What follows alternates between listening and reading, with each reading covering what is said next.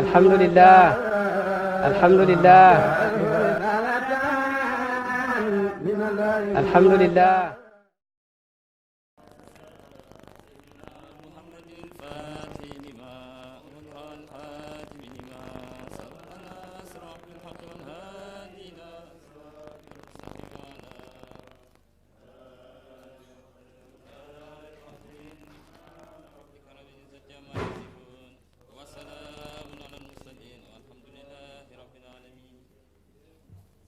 Alhamdulillah. En fait, j'ai une liste de 5 à 6 questions ici. Par contre, j'ai relevé que j'en ai aucune du côté des dames. C'est un peu à regretter quand même. S'il y a du côté des dames des gens qui ont des questions.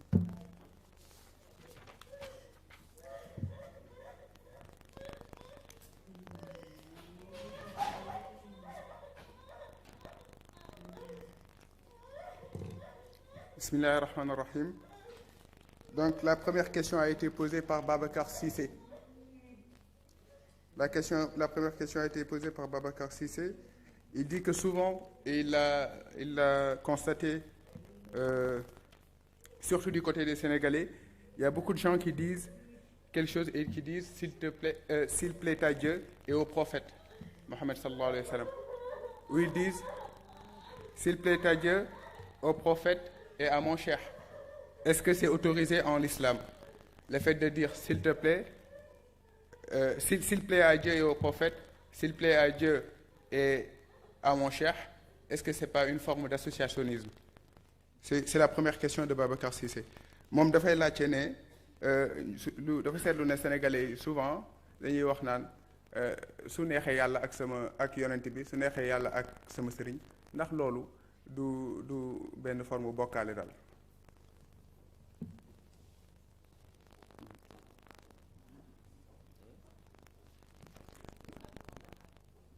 En fait,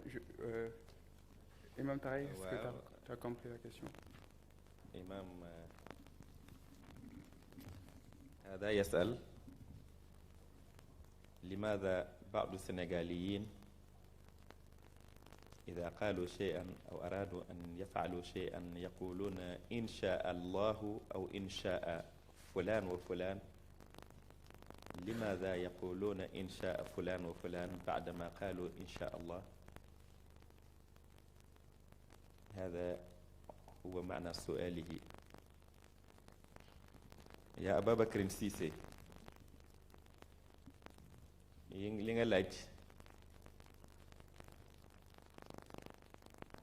inshaa allahu rek lañu war a wax bu soobee yàlla bu soobee diw mënul am benn coobare boo xam ne ci la mbir yi amee yàlla rek lay soob mbir am dëgg la nag yàlla dina kàttanal jaam ba mbir di amee ci jaam waaye ku xam dëgg mbir ma ci biiram doo fa gis jaam da ngay xam ne la hawla wala quwwata illa billah lay am ci yàlla rek lay amee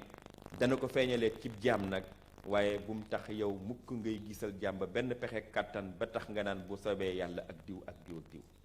déedéet yàlla rek lay sopp mu am wa ma tashaa'una illa an yasha allahu rabbul alamin. Alhamdulillah. Donc c'était la première question de Babacar Cissé. La deuxième, elle est celle-ci. C'est qu'en fait, il dit qu'il a entendu un jour un homme de Dieu dire que le prophète a autorisé une fois aux chrétiens, il les a autorisés à faire la messe dans la mosquée de Médine. Qu'en est-il de cela? mu ne day laajte ne moom dafa mës a dégg benn nit yàlla wax ne yonent bi mës na may yéefar yi ñu def messe maanaam jàngu yooyu ñu def ko ci jàkka yonent bi nga xam ne moo ko tabax te mu nekk Médine ndax loolu ci yan condition la amee ndax am na sax. ndax am na mooy wax ji ku ko laaj. sëñ Aboubacar Cissé deuxième question. mooy sëñ Aboubacar Cissé wax jooju taseegu mag moom fenn lu wéral ne am na mosuma ko gis mosuma ko jàng tekkiwul dajal naa nag njàng waaye de alhamdulilah jot naa gëstu lu bari de waaye dajeegu maag moom nag fenn fu ma mën a waxee ne wéral naa ne loolu am na ndax innamal mushrikuun najasun ku gëmul yàlla ni ko islaam jàppee duul ku laab ku sell ku war a mën a dugg ci néegu yàlla yi kon yonent di may ñu dul jullit ñuy dajewoo di def seen loo xam ne jaamu beneen diine la ci néegub yàlla buñ naan jàkka la jàkka yonent bi sallallahu alayhi wasallam gisuma ko dégguma ko te dëppoowul ak li nga xam ne moo dëppoo dëgg gi ñu xam l'islam di ko nangu. Alhamdulillah pour la réponse.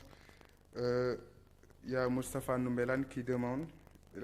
il a aussi deux questions. La première, c'est les obligations dans la tariqa Tidjane. Quelles sont-elles? moom daal day laajte farata yi ci tariqa Tidjane lan la? waaw tariqatu tijaaniya mooy lan njëkk. tariqa buñ ko waxee yoon lay tekki yoon bu nekk am na fu mu war a yóbbu ka ca tegu. shariatul islaamiya sharia yoon la. ad diinul islaam yi buñ ko waxee diin yoon la. kon tariqa buñ ko waxee yoon la waaye yoon la bu yaatoowul ni yoonu sharia. ku bëgg a tegu ci yoon wu yaatu nag te amuloo ku la gindi mun nga am na ngay jàddantoo ci diggu yoon wa mun na yéexal sag yegg. borom tariqa yi ci leen jël yoon wu gën a ndaw gën a jub te ànd ak ñoo cay wommate di yóbbu ci yàlla. Cheikhuna Ahmad Tijaani yoon bi mu xàll pour ku àndook moom ci yoon bi mu yóbbu la ci kennuk yàlla ndigal la mu ngi ko jële ci yonent bi sallallahu alayhi wa sallam. ndigal nag ca la leer ca la barke nekk. alhamdulillahi ba nga xamee ne ndigal la neex naa layal lépp a ngi ci alxuraan lépp a ngi ci hadis yi. tudd yàlla lañ doon waxtaanee. tudd yàlla bokk na ca yi ca gën wax nañ ko mooy astaghfirullah. astaghfirullah nga wax ko téeméer bi fu mu jógee yonent bi sallallahu alayhi wa sallam nee na moom dana ballu yàlla téeméeri yoon ci bis bu nekk. kon ñu am astaghfirullah di ko wax téeméeri yoon. tudd yàlla bi yàlla wax ne nañ ko baril ak salaatu ala nabi bi mu wax ne nañ ko baril danañ def astaghfirullah ma ne téeméer salaatu ala nabi téeméeri yoon laa ilaha illallah téeméeri yoon suba ñu def ko ngoon ñu def ko bukratan wa asila lay yaa ngi ci alxuraan bari na. lii mooy tariqa Tidjane Cheikh na Ahmad Tidjane yoonam bii mu tuddee tariqa ñu koy askane ci moom mi ko sos di Tidjane moo tax ñu ne tariqatu Tidjaniya yoon boobu nag ma ne ay santaaneem du lu dul balu yàlla suba ngoon taqoo ak di tudd yàlla di julli ci yonent bi. lan mooy farataam nag bu ñu ko waxee farata mooy lislaam li lislaam santaane mooy farata ci biir lislaam lañ mën a wax lii farata la. kon ci biir tarixa duñ mën a wax ni li farata la li ngëneel la rek la ñuy mën a wax waaye nag alhamdulilah ba nga xamee ne tudd yàlla farata la ci alquran kon bu ñëwee ci tarixa ba itam boo laajee luy faratay tarixa bi mën nañ la wax ne mooy tudd yàlla waaye lan mooy farata ya ñu bëgg laa limal ne yéeg-yee la ma ne doo ko déggee noonu ci biir tarixa daal topp ko ngëneel la nga ca mën ngaa wax ne sunna la waaye luñ ca mën a tànn ne mooy farata ya mooy sunna ya ci biir tarixa l'islam lee ay farataam lee ay sunnaam loolu nekkul ci.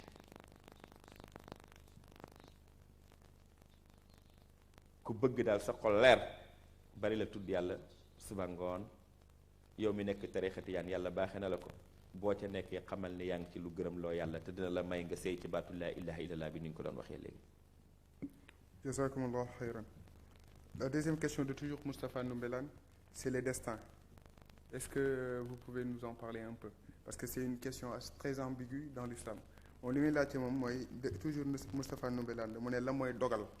mu ne ndax mën nga ñu ci waxal tuuti ndax lu xaw a lëndëm la ci l'islam wala lu xel yi jàppul trop. alqada wal qadar atte yàlla yeeg dogalam yi ñu bari wax nañ ci kay te it ñoo yeey wax ci ndax bu ñu waxee ne lépp luy am yàlla amal na ko njëkk juddug nit ki te gis nañ ba léegi yu bees a ngi am yu bees yooyu am luy dog a am la wala luñ amaloon la luy dog a feeñ la la wér mooy yow de gëmal ne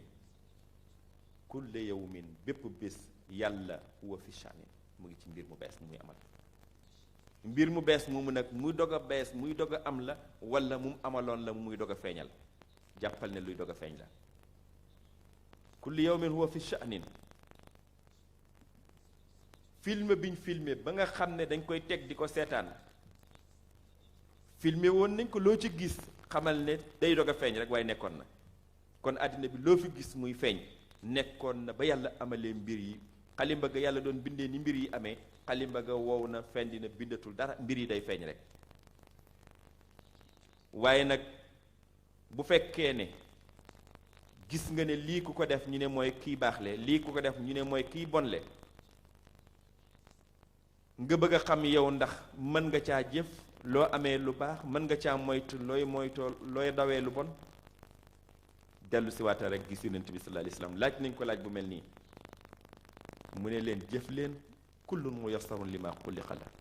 ku nekk dañ koy yombalal yoon ba nga xam ne moom lañ ko xàllal ba mu teer fa yàlla namm ci moom koo gis muy def lu baax di wax lu baax rek waxtu wu nekk xamal ne mooy que yàlla bind ne moo war a nekk nit ku baax moo war a nekk nitu àjjana koo gis mu takkoog lu bon la ah tegu na ci yoon wax xam ne de bari na bu mu teeralee nit fudul fa nga xam ne moom la nit di bëgg di fa teer kon daal mën nga àttee ca na nga gisee nit ka nekk ci rek nga ne kooku loolu mooy mbiram amaa nag mujj yi nga xam ne ci la nit kay xamee nag mooy kan ak mooy fu mu muy teer yi mooy fan loola mu nga ci coobare yàlla yàlla rek ko xam kon koo gis muy def lu baax daal nel ku baax la ku texe lay doon koo gis muy def lu bon xamal ne la muy def bon na mën naa yóbbu nit safara waaye nag bu mu tax nga ne safara la teeri màndul rek nag ci jaamu yàlla yi yàlla yore seen mbir. Jazakumullahu khairan. Malik Cissé aussi a demandé, parce qu'il a dit que dans le Coran, il est dit que Ibrahim n'a jamais associé son Seigneur. Il n'a jamais fait partie des associateurs. Et pourtant, dans un autre verset, il est dit que, en fait, Ibrahim, avant d'avoir eu la foi véridique, il avait dit un jour, il avait vu le soleil et il a dit, Haza Rabb, c'est lui mon Seigneur. Après, il a vu en premier la lune, il a dit que c'est mon Seigneur. La lune a disparu, il l'a dit par rapport au soleil. Est-ce que ça, c'était pas une forme d'associationnisme? Malik Cissé moom dafa ne dafa gis ne ci alxuraan yàlla dafa ne Ibrahim musul bokk ci ñi koy bokkaale waaye gis na tamit ci beneen aaya yàlla di nettali ne Ibrahim moom balaa ngëmam di mat mës na xool weer wi ne kii yàlla mooy sama yàlla bi weer bi demee mu ne jant bi ñëw mu ne kii mooy sama borom mu ne ndax loolu doonul woon bokkaale. Ibrahima musul bokkaale boromam yàlla ko wax te li yàlla wax rek kay dëgg lim doon xool di wax naan lii mooy sama borom lii mooy sama borom bu ca noppi woon ba ay waxam jeex te waxul lay dëgg kon mën nañu wax ni Ibrahima bokkaale na boromam waaye ba muy laata jeexal wax ya wax na ne dara nekkul yàlla kon teeruwaayu lam wax moo firndeel ne lam doon wax yàlla la ndax lam doon wax lan la laa ilaha mun nga wax ne yooyu mu doon wax yépp laa ilaha laa ilaha ba mu waxee lay dëgg nag la saxal illallahu ndax dégg ngeen ma lii yàlla la ba mu yeggee ca kennuk yàlla lam ca war a wax muy dëgg dajale na loolu yépp seeyal leen ca kennuk yàlla ne yàlla rekk nag mooy yàlla xaw naa xóot waaye déggee ca rek Ibrahima mosul bokkaale yàlla te yàlla ko seedeel ne mosul bokkaale yàlla maa ngi lay gis yaa ngi wax naa dëgg maa ngi koy gis mu nga wax na dëgg léegi wax nañ dëgg waaye nekkuloo kee nekkul lii nekkul yàlla rekk a nekk kon ba ma saxalee nekkuk yii maa ngi koy saxalee ci kennuk yàlla mi nekk ba ma dàqee nekkuk yii maa ngi dàq ne yàlla nekkula kenn ci nekkam gi kon dàq ak saxal la Ibrahima nekkee woon moom la doon wax ba mu yeggee ca kennuk yàlla lam ca war a wax muy dëgg dajale na loolu yépp seeyal leen ca kennuk yàlla ne yàlla rekk nag mooy yàlla xaw naa xóot waaye déggee ca rek Ibrahima mosul bokkaale yàlla te yàlla ko seedeel ne mosul bokkaale yàlla maa ngi lay gis yaa ngi wax naa dëgg maa ngi koy gis mu nga wax na dëgg léegi wax nañ dëgg waaye nekkuloo kee nekkul lii nekkul yàlla rekk a nekk kon ba ma saxalee nekkuk yii maa ngi koy saxalee ci kennuk yàlla mi nekk ba ma dàqee nekku yii maa ngi dàq ne yàlla nekku la kenn ci nekkam gi kon dàq ak saxal la Ibrahima nekkee woon moom la doon wax moo tax musul bokkaale boromam. Alhamdulillah. Par contre, il ne faut pas hésiter si je me trompe dans les questions, parce que je l'ai mal posé. Alhamdulillah. Donc, Mokhtar Diop a dit que... Mokhtar Diop a posé une question à propos du porc. Pourquoi, en fait, dans le Saint-Coran, on nous a interdit le porc? Lu tax ci biir alxuraan Mokhtar Diop moo laaj lu tax ci biir alxuraan ñu tere ñu lekk yàpp mbaam. jërëjëf ci lislaam nag du ñuy bëgg lu tax baatub lu tax kenn du ko laajee ci gëm yàlla yàlla mi xam la tax moom rek a digle nañu jëfee moo tere nañu bàyyi yow kay li la war déggal toppal rek sami'na wa ata'na rek moo la war bés buñ gisee lenn ca ya tax nañ wax ne lii ci li tax la waaye moo tax kenn waru ko wax am na ku mos a gëstu yàpp mbaam lu tax jullit ñi di wax naan araam na gëstu ba gëstum sori gis ne am na benn microbe bu ci nekk boo xam ne li ñoral yàpp wi rayul microbe ba mu xool ci appareil gis ne microbe baa ngi dund ba léegi mu ne kon nag lii moo tax alxuraan araamaloon yàpp mbaam kon daal bés ni ki tey xam naa ne ki mënoon a gis microbe bii te appareil yooyu amul xam naa ne kii ku yàlla xamal la ku yàlla yónni la ashhadu an laa ilaha illa allah wa ashhadu anna muhammadan rasulullah ci la duggee ci lislaam ma ne wax ja rafet na waaye nag rafetul rafetaay bu jar di toppaat waxtu wu nekk ba gëm ne ndekete loolaa tax yàlla araamal yàpp mbaam ndax boo ne lii moo tax rek bés buñ demee ba xam-xam mayee ñu mën a seppi loola day mel ni kon yàpp mbaam dagan na nañ wax ne kon loola ci la waaye lii moo tax islam du ko wax loola taxul waaye ci la yàlla rek a xam nag nee naa ci biir waxtaan wi lay baaxal nit ki ci lekkam ci naanam la koy lor ci lekk ak naanam yonent bi xam nit ki biiram ak bitim moo joxe ndigal yi ci xamleeg yàlla moo joxe tere ya ci xamleeg yàlla bëgg nañ lu baax nañ jëfe ndigal ya nañ bàyyi tere ya wa ma ataakum rasulu fa xusuhu wa ma nahakum anhu fantahu waaye lii tax laa tax buñ ca sonn ñun. Alhamdulillah Rabbil Alamin. Il reste la dernière question, c'est celle de Amadou Ly. Donc l'avant-dernière question. Par contre, il est 18h20. Amadou Ly a posé une question, il a dit laisser les interdits est-il plus aisé que de faire les recommandations de Dieu? Quelles sont les ressources ou les moyens par lesquels peut-être l'esclave de Dieu pour y arriver? Quelles sont les ressources de l'esclave de Dieu pour y arriver et y demeurer éternellement? moom daal dafay laajte ne bàyyi tere yi ndax moo gën a yomb def ndigalu yàlla yi ba pare lan la mën a jaam bi mën a sukkandikoo ngir mën a yegg ci maqaama boobu maanaam bàyyi tere yëpp te di jëfe ndigal yëpp ba pare des ci nag ba faw. bàyyi tere yi mu gën a yomb jëfe ndigal yi lu mu ci doon wàllu boppam la laaj na nga muñ lool lépp loo gis ne bànneex la bu nekk ca lañ la tere bakkan di la ca ñoddi lum neex ci kaw rek la nuru ne neex na waaye lu bon la muñal bëggul ko def doom ji nga am mu bëgg a naan kaasub soow buñ poosne xiifam bëggam soow ma bul yëram sa doom bul bëgg sa doom bul bëgg lu ko neex ba bàyyee ko kaas ba xam nga bu ko naanee la cay topp yenent bi nag mooy way jur bi ci ñun ñooy doom ji xamul liñ bëgg lan la xamuñ li ñuy jëriñ xamuñ li ñuy lor moom mi xam lay baax di baaxal suñu tey ak ëllëg lam ñu digal nañ jëfee lam ñu tere nañu bàyyi ma ne ngir nga mën a bàyyi nag tere yépp da ngay gëm yenent bi rek gëm ne mooy ku yàlla xamal ñëwam du lu dul sëg yërmande yow jàmbi nga jëfee ndigalam bàyyi tere kon ngir nga mën a bàyyi tere ya fokk nga not sa bakkan muñ lool la nga cay gisantu mu mel ni bànneex te xam ne bànneex nekku ci lépp lor la lam lay digalit nag noonu la nekkee lu baax ci yow tey ak ëllëg bu fekkee jëfee ko mel na ni coono nga ci itam muñal rek nangoo jëfee te xam ne la ca nekkal lu baax la tey ak ëllëg te loolu rek nga bëgg. kon nag la ci gën a yomb ak lu ci gën a jafe dara yombul ca waaye dara jafewul ca ngëm rek mooy may nit ki mu tegu ci yoon jëfee ndigal bàyyi tere. loolooy laaj bi wala am na beneen rokk bu ci nekk. laaj na tamit ci lan ngay sukkandiku ba mën a des ci maqaama boobu. liñ mën a sukkandiku mooy gëm yàlla gëm yonent bi rek boo xasee ba gëm ne laa ilaha illallah muhammad rasulullah warul nekk ci wax rek dafa war a àndoog nga gëm nag ndigalam nga jëfee teram nga bàyyi loolu rek mooy ndimbali. jazakumullahu xayran kon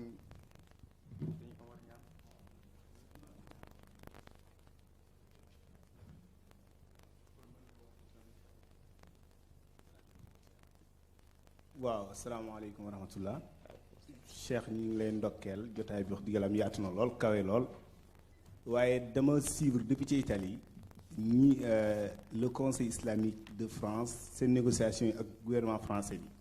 mais dama gis ne ñoom dañu insister gouvernement dafa insister ci boor ci côté xutba yi ñuy def ci jumaa ji d'ailleurs dañuy ne dañuy interdit étranger gan gu jógee fële ñëw ñu jox ko mu xutba te ñii aussi seen xutba yi dañ koy seetaat presse ni ñu ko daan defee daal duñ ko defee ndax dafay pousse ñeneen ñi ñuy dem ci terrorisme ak yooyu ma di ko melale ak négociation yu palestiniens yi ak américains yi te mënumaa toog mukk ci jotaay ak ay mbokki jullit sama xel du dem ci ñoom may laaj ñoom est-ce que dëgg-dëgg dañuy insister di leen dogal loolu li ñuy xutbaa wala déet wala dañ leen di war a wax loolu li ñu war a wax ndax ñoom dañ caa d'accord ma ne bu boobaa est-ce que duñu leen jàngal aaya bi lan tarda anka al yahud wala nasara hatta tattabia millatuhum de même que te dafay valable ba tey ci suñu mbokki palestiniens yi parce que aussi contexte international fi ne du ñu permettre mukk pour man ñu dajee bu ñu doon ñaar sax ba jógee fii te loolu ay problème bu sérieux la mooy place l'islam fi nekk nii ci àdduna bi ñu nekk média bu am doole bi te ñeneen ñu yore ko loolu daal laa noonu bëggoon naa ci tuuti xalaat leeral surtout ci côté moom mi nga xam ne xam naa ne comme moom mooy imam principal fii ci Nantes du ñàkk moo am ci lu ñu mën a leeral asalaamaaleykum wa rahmatullah. waaleykum asalaam wa rahmatullah dinaa la ci tontu bu fekkee moo ci am kàddu mu wax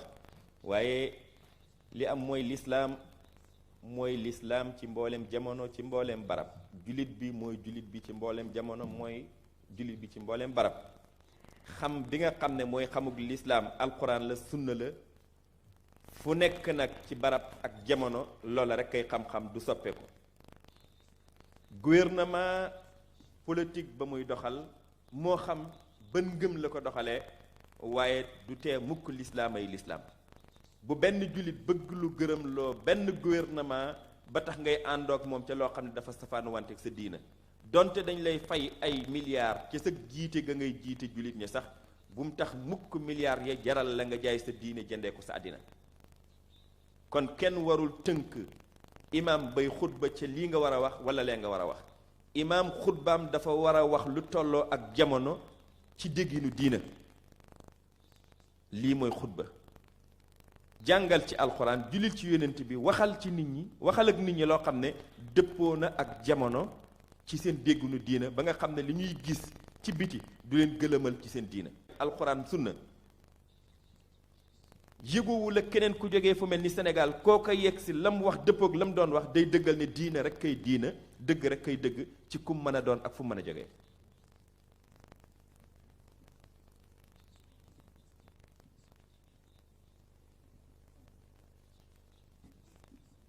alhamdulillah je crois que maintenant n'est-ce pas c'était posé à Tariq, Imam Tariq. c'est bon. Donc comme il est 18h20 on va donner au président pour qu'il clôture en fait la séance. asalaamaaleykum wa rahmatullah ak xamdihi ñu ngi sant yàlla ci ndajale bi ñu yàlla dajale fii ñu yàgg séntu bis bi ba yàlla may ñu ñëpp dogal ñu fekkee ko muy conférence bu ñu yàgg wàcc woote nañu wuyu si ngeen li yëngu ci yëngu-yëngu àddina bari na ci barab bu nekk wante woote nañ ci lii yéen yàlla xiir na leen xiir nañu ñëw wuyu si jotaay bi mel nii kon dañu war a wax alhamdulilahi di wax rek Cheikh Ibrahim jazakallahu xayran di ko waxaat jazakallahu xayran imam Tariq moom mi nga xam ne def na yitteem bu kawe bàyyi léppam ñëw teew ci lii nga xam ne ñu ngi ko woo muy diine di islaam te it di bunt boo xam ne rek ngir yaatal mbaax la kon wuyoo na ci lii ñu ngi ko ciy gërëm di ko ci sant yonent bi sallallahu alayhi wasallam kon war nañoo dégg loolu yëg ne jamono bu nekk dolleeku war nañ koy séntu suñu bopp te dolleeku bu mënul am fekk topp ñu yonent bi sallallahu alayhi wasallam te topp yonent bi mooy toog ak ñi nga xam ne rek ñooy wëllu yàlla yi ni mu ko waxee ci xaddis bi al jullus bayna yaddi waliyin walaw qadar xalbi shaatin li gën ci xeetu jaamu yàlla bokk na ci nga toog ci ronu wëlliw donte diir bu ñu ratt gàtt la kon bu fekkee ne loolu mooy mayee ci li gën ci xeetu jaamu yàlla ci demondo bu nekk ñu ngi yóotu kawe ñu ngi yóotu am ak jeg ak yàlla ma ne yoon gaa ngi noonu ay alxuraan yi firndeel ne jaam bi war na topp wëlliw yàlla bi war na ut loo xam ne dana ko jegeloo yàlla bari na liñ ci mën a wax rek mooy képp ko xam ne guddeem ak bëccëgam ci yëngatoog dalam ci nelawam ak yeewam lépp rek yàlla la ko jox ma ne kooku boo ko toppee rek boo ko jegee dana la yóbbee ci nga melokaan bu nga xam ne mel na ko di ay alquran bii di wax ni wasbir nafsaka ma allazina yad'una rabbahum bil ghadati wal ashi yuridun wajhahu wala tahdu aynaka anhum forcel sa bopp toogal ak ñi nga xam ne dañuy tudd seen borom suba ak ngoon te jubluwaay tudd seen borom boobu nekk lu dul jàmm yàlla jubluwaay nekk lu dul janook yàlla kon ñooñu ma ne boo leen toppee da nga mujj àgg ci kenn yàlla da nga mujj des ak dëgg te dëgg mooy yàlla alxaq kon maa ngi leen di woo mboolem ñi nga xam ne mbokkook naag yéen ci mboolem wàll yi ma tudd di islam iman ihsan dañu yëgal ne doole ko am na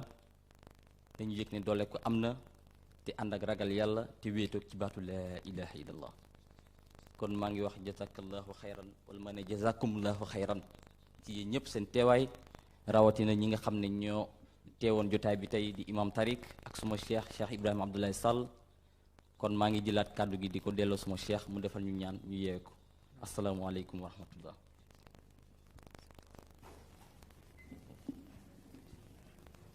kon ñaan gi ñaan naa ko ci mujjug jotaay bi waaye yàlla mu bari leen mu tabe mi jamono boo koy ñaan loo ñaan xeebal ndax ku bari la ku mën a maye la te bëgg na lool jaam di ko ñaan mu wax ne fa du'uni astajib lakum kon ñoo ngi koy ñaanaat ñaan goo xam ne mooy nañu nangul julli bii ma wax ne nañ ko àndoo si julli ko ci yonent bi sallallahu alayhi wa sallam mu nangul ñu ko te bu ñu ko nangulee lépp luy mbaaxam nañu ko ci maye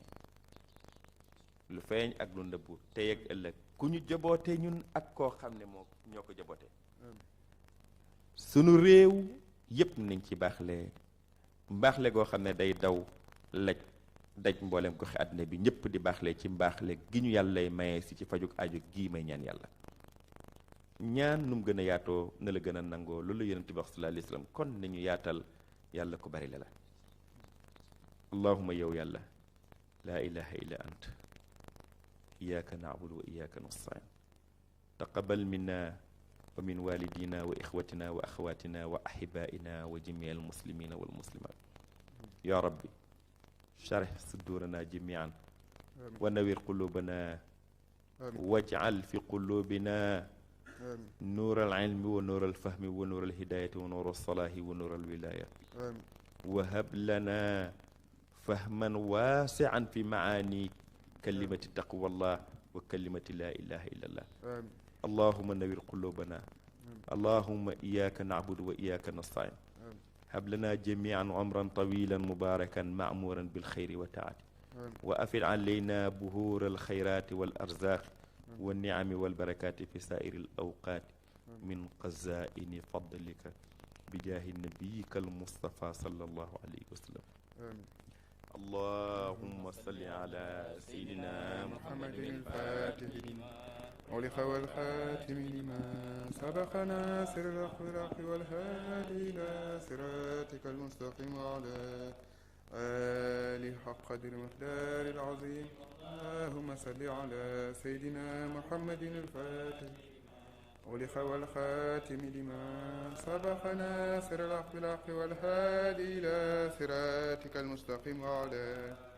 آل حق قدر مقدار العظيم اللهم صل على سيدنا محمد الفاتح أغلق والخاتم لما سبق ناصر الحق بالحق والهادي إلى صراطك المستقيم وعلى آل حق قدر مقدار العظيم سبحان ربك رب العزة عما يصفون وسلام على المرسلين والحمد لله رب العالمين. الحمد لله.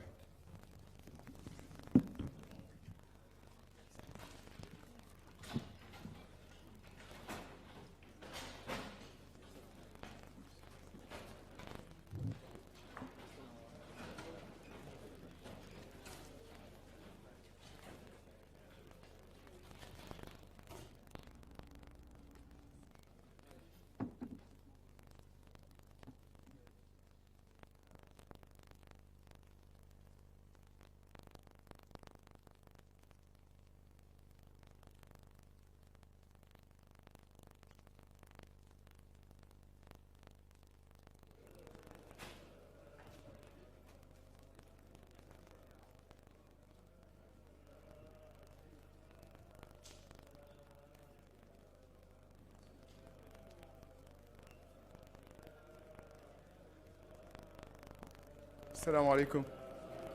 Par contre, nous vous prions de ne pas oublier à remettre les casques, les boîtiers à l'hôtesse, s'il vous plaît. Les boîtiers. À la mosquée.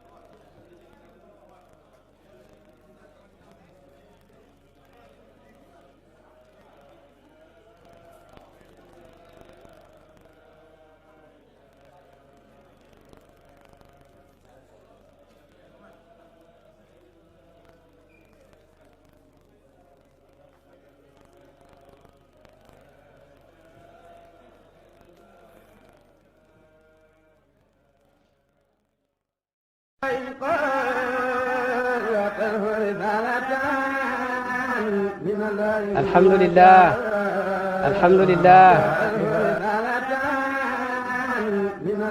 الحمد لله